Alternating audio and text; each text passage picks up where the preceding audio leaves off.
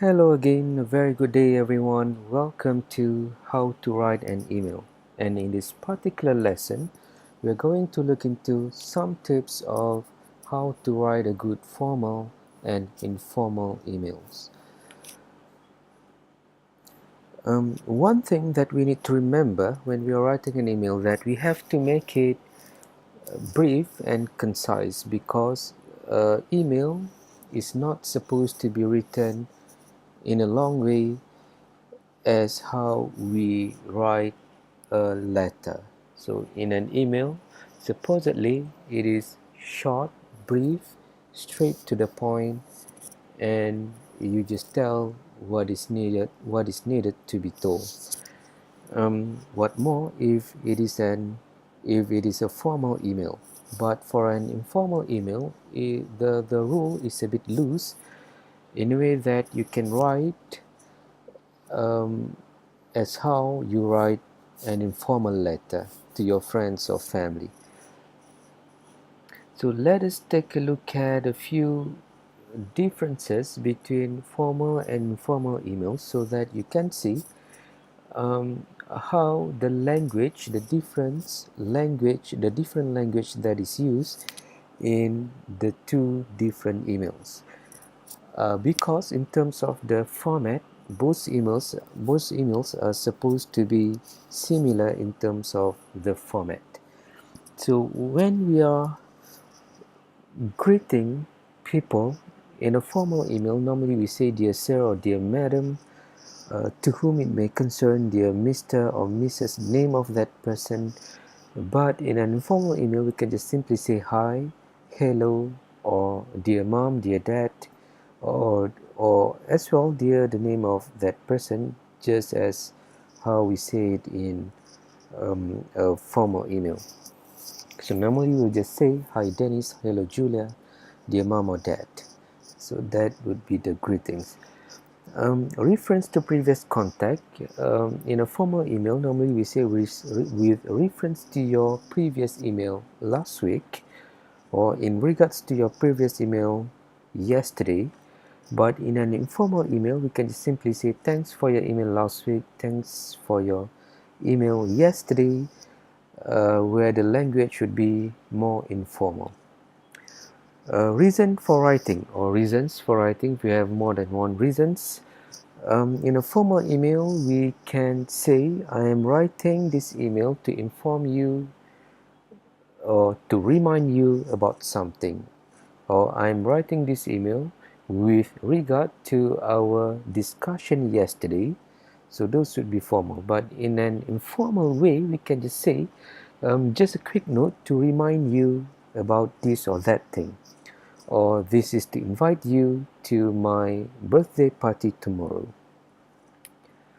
Next, let us take a look at how the different language that can be used in writing action points. If you still remember from our previous lesson, action points are meant to tell people our expectation or things that needed to be done or needed to be executed in the future.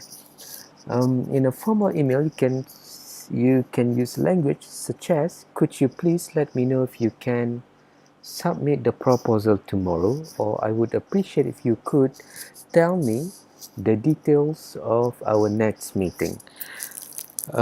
In an informal way, we can just simply say, I was wondering if you could send me your photos, or do you think you could inform me this or that. There is a minor spelling error there. Should be THINK. Do you think you could send me some photos of yesterday's birthday party? Reference to attachment. I'm attaching my resume for your reference, so that is formal. Herewith attached is the documents as requested, so that is formal too. Informal way, you can just simply say, I'm attaching you the holiday photos, or check the attachment for the photos. So there you see the different kind of language being used. One is formal and one is informal. So And it is not a problem if you like to use a formal language in an informal email, but it is somehow necessary for you to use a more formal language when you're writing a formal email. Closing, for example, you can say in a formal email, when you say yours faithfully, when you start your email with dear sir or dear madam, then in the end of that email you can say yours faithfully. So that is formal in the context of an email.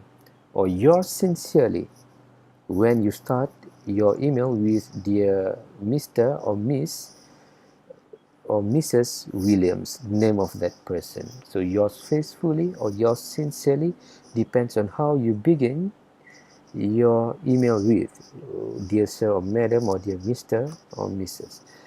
In an informal way, it is much simpler.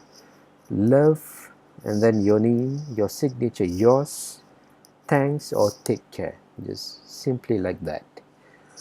Here is an example of a formal email that you have looked at in the previous lesson that we talked about, where we have the subject and then the language pretty much formal, and the purpose of that email is also formal because it is in the context of a business, and you can check out the formal language and compare to the one that we have discussed in the previous slides. And the next one is less is an informal email where you can also study the language, and this one is taken from British Council website. You can see the language where they are more informal. For example, here, thanks for your email instead of thank you, or it's great to hear from you. So you can hear short words are being used. I'd prefer to go on the boat trip on the river. So this is talking about holiday, and of course it is informal as compared to the previous one talking about business. It is formal. This one is less formal. Chill out, for example. Take a look at the words, the phrases being used in this email. So they are mostly informal. So you are learning Italian, asking about the updates of your friend, of your cousins or family members. Look at the short forms being used. You are, I am, why don't you, you should try. So this is a suggestion where you're suggesting your friends or family members something that you'd like them to try. You ask about my skateboard, so talking about uh, daily stuff or simple things that people do, which shows that this email is quite informal. And then again, the use of best wishes instead of yours sincerely, yours faithfully. So this email, with the context it is being written, it is informal. So these two are good examples of a formal as well as an informal email that you can follow when you're writing an email in the future in the next lesson. I think for that, that's all for the email tips. Thank you, and please proceed to the next lessons and activities. Thank you very much. Wish you a good day.